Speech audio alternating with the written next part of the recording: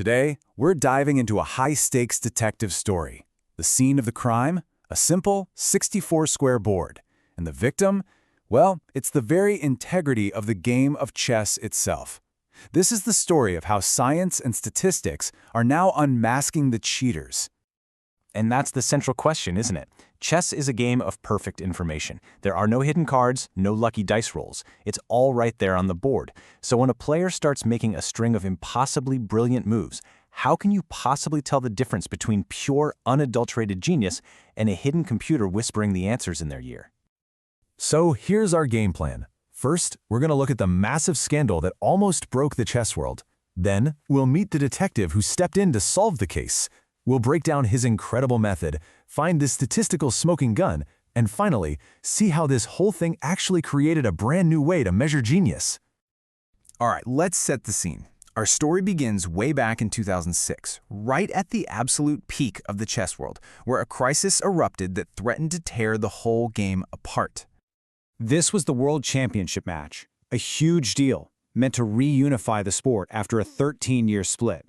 But it just completely fell apart. It's now infamously known as Toiletgate.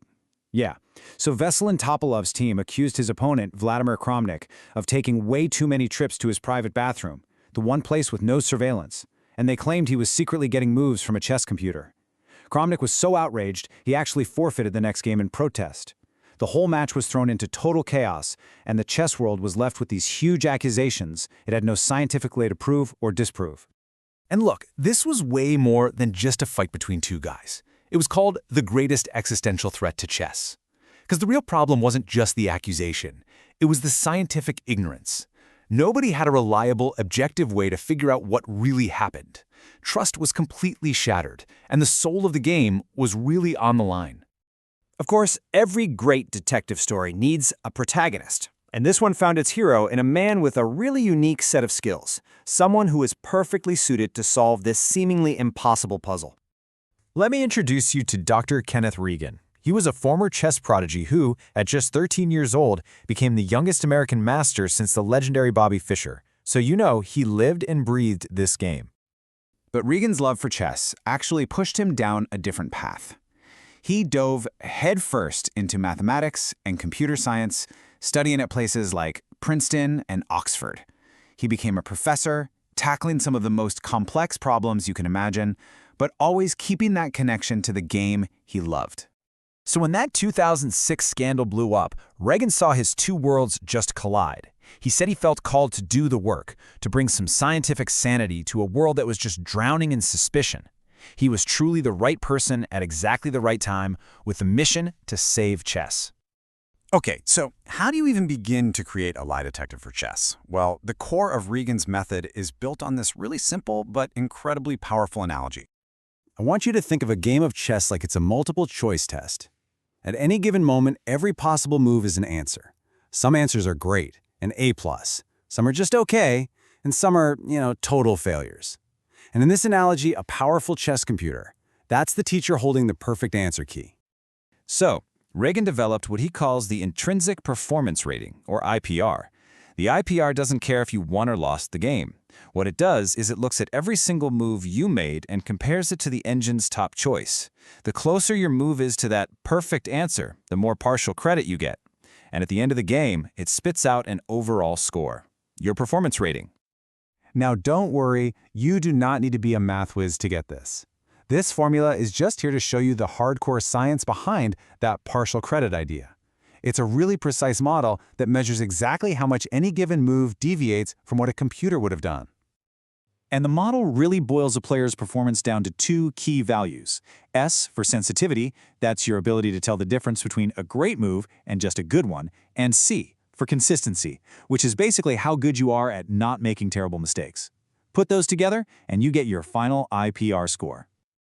Okay, but here is the big twist. A super high IPR score doesn't automatically mean you cheated. I mean, the best players in the world have unbelievably brilliant games all the time. The real evidence, the thing that matters, is how you got that score. Regan is super clear about this point. The IPR is like your grade on the test. It just tells you how well you did. But the z-score, that's the forensic evidence. That's what tells you the statistical probability that your performance was just too perfect to be human. Let's go back to that exam analogy. Imagine a student who bombs all the easy and medium questions on a test, but then gets every single one of the impossibly hard bonus questions right. That would be a huge red flag, right? Well, that's exactly what the Z-score detects. It finds players who consistently play the perfect computer move in the most complicated positions, the exact moments when even the best humans are most likely to slip up. That pattern is the statistical smoking gun.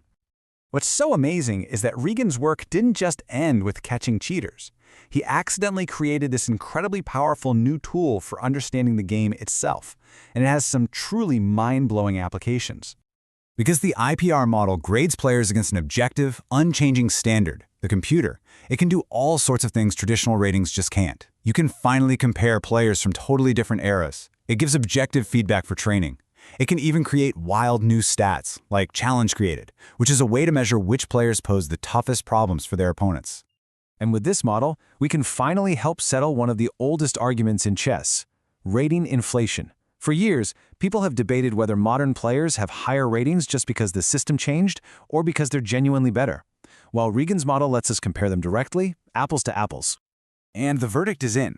Regan's analysis shows pretty clearly there's no significant rating inflation. The quality of play at any given rating has stayed remarkably steady for decades. And that means that, yep, Hikaru Nakamura's peak rating was objectively higher than Bobby Fischer's, and Magnus Carlsen's is the highest of all time, because they are, quite simply, the strongest human chess players in history. You know, Regan's work started as a way to police the line between human and machine, but it ended up giving us a totally new ruler to measure human ability. As AI just keeps getting better and better in more and more fields, tools like this are going to become more and more important.